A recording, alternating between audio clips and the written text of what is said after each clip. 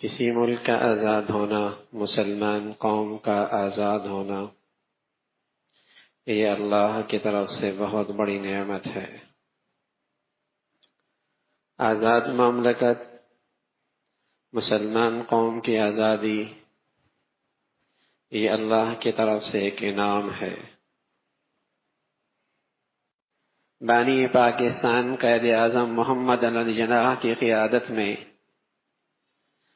مسلمانوں کو یہ ملک 1947 میں بڑی مبارک رات تھی، شب قدر کی 27ویں رمضان، شب قدر کی رات، جمعۃ الوداع۔ مسلمانوں کو یہ مملکت نصیب ہوئی، یہ اس ملک کی پیدائش کا دن ہے۔ آپ اندازہ لگائیے، رمضان کا مقدس مہینہ، 27ویں شب قدر اور جمعۃ الوداع دوسرے دن، یہ اس ملک کی پیدائش کا دن تھا۔ دنیا میں 2 ریاستیں ایسی ہیں جو خالص مذہب کی بنیاد پر وجود میں آئیں۔ ایک اسرائیل، جس کا مذہب یہودیت اور اپنی پیدائش سے لے کر آج تک وہ اپنی اسی مذہب پر اور کٹر انتہا پسندی کے درجے تک وہ اسی کے اندر آج اپنا نظام تعلیم، نظام معیشت، نظام معاشرت اور اس کی خارجی داخلی ساری پالیسیاں یہودی مذہب کو سامنے رکھ کر وہ پالیسیاں جاری ہیں اور دنیا بھر کے اندر اس کا نظام چل رہا ہے۔ دوسری مذہب کی بنیاد پر جو ریاست ملی وہ یہ وطن عزیز ہے۔ بڑے بتاتے ہیں، کتابوں میں لکھا ہے کہ جب یہ آزادی کا وقت قریب آ رہا تھا تو یہ آواز گلی کوچوں میں مسلمان لگایا کرتے تھے، بن کے رہے گا پاکستان، بٹ کے رہے گا ہندوستان، پاکستان کا مطلب کیا؟ لا الہ الا اللہ۔ بن کے رہے گا پاکستان، بٹ کے رہے گا ہندوستان، پاکستان کا مطلب کیا؟ لا الہ الا اللہ۔ بلکہ ہم جب چھوٹے بھی تھے تو تب بھی مسلمانوں کے معاشرے میں جب یہ 14 اگست آتی تھی تو بچوں کے زبان پر یہ نعرہ ہوا کرتا تھا، اسکولوں کے اندر بھی، گلے بازاروں کے اندر بھی، لا الہ الا اللہ۔ یہ پتہ نہیں اب کیا بدل گیا کہ آزادی کا مطلب یہ ہے کہ ہر چیز سے آزاد ہو جاؤ، انسانیت سے بھی آزاد ہو جاؤ، شرم و حیا سے بھی آزاد ہو جاؤ، اور آزادی کا مطلب ناچ گانا رہ گیا۔ ناچ گانے کا نام اس قوم نے آزادی رکھنا شروع کر دیا، حالانکہ اقبال جس نے اس پاکستان کا تصور پیش کیا وہ خود فرمایا کرتے تھے، اب میں تجھ کو بتاؤں تقدیر امم کیا ہے، شمشیر و سنان اول طاؤس و رباب آخر۔ آج تجھ کو میں بتاؤں تقدیر امم کیا ہے، شمشیر و سنان اول طاؤس و رباب آخر۔ اس قوم کی ذلت اور پستی دیکھنی ہے، کسی قوم کی ذلت اور پستی دیکھنی ہے، تنزلی دیکھنی ہے، تو جب تمہیں یہ نظر آئے کہ اس قوم کے نوجوانوں کے ہاتھوں میں بغل میں گٹار آ گیا اور ناچ اور گانے اس کی زندگی کا حصہ بن چکے، سمجھ لو یہ قوم مردہ پن کی طرف جا رہی۔ تو چھوٹے جب ہم بھی اسکولوں میں جاتے تو یہ نعرہ زبانوں پہ ہوتا تھا، پاکستان کا مطلب کیا؟ لا الہ الا اللہ۔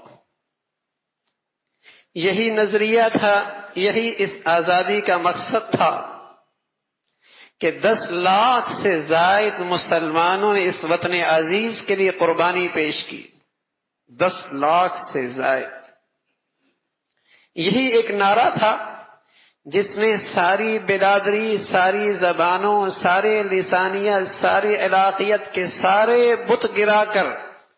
اسلام کی وحدت پہ پورے مسلمانوں کو متحد کر دیا تھا. لیکن میرے عزیزو، ہونا تو یہ چاہیے تھا کہ اس آزادی کی تقریبات میں اور اس موقع پہ مسلمان قوم اور اس نئی نسل کی ذہنی اور فکری تربیت ہو کہ ابھی آزادی کی ثمرات دور ہیں، ابھی تک ہمیں حقیقی آزادی کے ثمرات نصیب نہیں ہوئے، اور جو غلامیت کے وہ گندگیاں جو انگریز نے ہم پر مسلط کی تھی اس کے نتائج آج بھی بھگت رہے ہیں. خانہ جنگی جو نتیجہ ہے اس نظام حکومت کا جس میں اقربا پروری، اور جو نتیجہ ہے سرمایہ دارانہ نظام کا اور فرقہ واریت کی ازدہا اور مغربی نظام تعلیم نے اس وطن عزیز کی بنیادیں کھوکھلی کر رکھی ہیں. کہاں یہ ساری قوم اسلامی اخوت کے خوبصورت سانچے میں ڈھل کر آپس میں باہم شیر و شکر تھی اور ایک آزاد ریاست حاصل کرنے کے لیے لاکھوں کی تعداد میں قربانیاں دے رہی تھی، اور بدقسمتی سے آج جب ہم اس مقصد حقیقی سے دور ہوئے تو آج یہ خانہ جنگی کا شکار ہے، آج یہ فرقہ واریت سے بھرپور ہے، آج یہاں جاگیردارانہ نظام ہے جس کا نتیجہ یہ ہے کہ ایک طبقہ اتنی دولت رکھتا ہے کہ اس کے کتے بھی وہ کھاتے ہیں، اس کے کتے بھی اور اس کے گھوڑے بھی وہ کھاتے ہیں، اور دوسری طرف ایک غریب ایک نان کا بھی محتاج نظر آتا ہے. یہ وہ ظالمانہ نظام ہے جس کے نتائج آج وطن عزیز کا مسلمان بھگت رہا ہے اور اس کے اثرات سے دل برداشتہ ہے. یہ وہ اثرات ہیں جو اس غلامیت کے دور سے چلے اور پھر ان کی آبیاری کی جاتی رہی، اور آج یہ وطن عزیز میں تن آور درخت بنا ہوا ہے کہ ایک طرف خانہ جنگی ہے، فرقہ واریت ہے اور سرمایہ دارانہ نظام ہے کہ دولت کا بہاؤ ایک طرف ہے، اور ظالمانہ نظام ہے جس سے غریب کے لیے عدالت میں انصاف کا ملنا مشکل ہو گیا. اسلام کا عادلانہ نظام ایسا مبارک نظام تھا، سبحان اللہ، جہاں ریاست میں رہنے والا ہر انسان اس کا ثمرات اور اس کا نفع اٹھا سکتا تھا. تو میرے عزیزو، آزادی کے اس موقع پہ یہ سوچ ہونی، یہ ذہن سازی، یہ فکر مسلمانوں کو، وطن عزیز کے باشندوں کو ملنی چاہیے تھی کہ ابھی آزادی کی حقیقی ثمرات سے ہم بہت دور ہیں. جس مقصد کے لیے یہ وطن عزیز حاصل کیا تھا، یہ بھی اللہ کا انعام ہے کہ اللہ رب العزت نے ایک آزاد خطہ دے دیا، لیکن ظاہر آزاد خطے کا مقصد صرف زمین کا ٹکڑا مقصود نہیں تھا، بلکہ اسلامی زندگی، اسلامی معاشرہ، اسلامی نظام تجارت، اسلامی نظام معیشت، یہ مقصود تھا کہ ہر چیز کے اندر اسلام کے احکامات زندہ ہوتے، اور وطن عزیز کا باشندہ اس عبوری زندگی میں اسلام کے اس امتحانی دور سے گزر کر آخرت کی ہمیشہ کے انعامات کا مستحق بنتا.